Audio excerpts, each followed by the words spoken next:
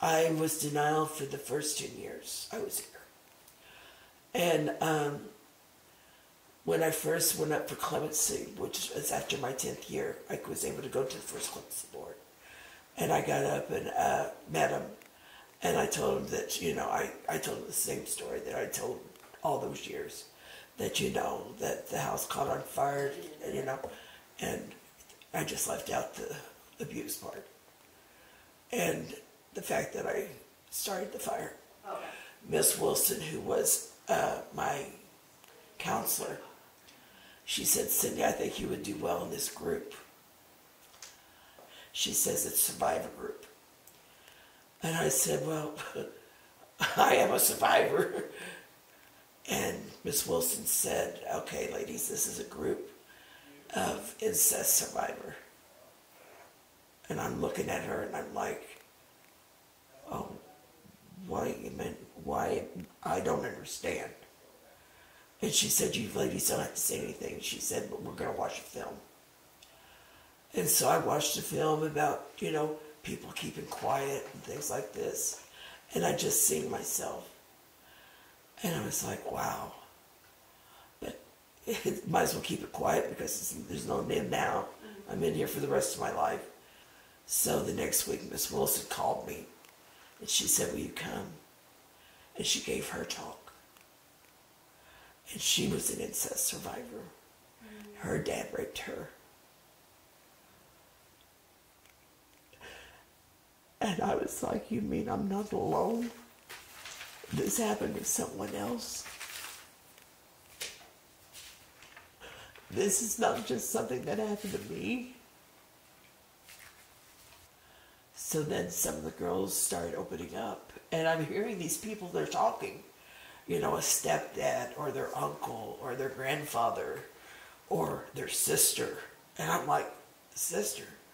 A stepmom. And I'm like, wait a minute, my mind is blowing. And I'm like, oh.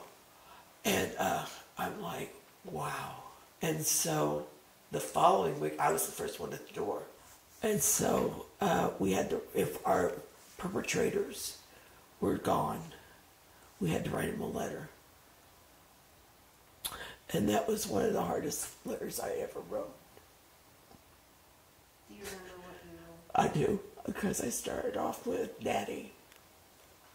I always wanted to be a daddy's girl, but not the daddy girl that you wanted.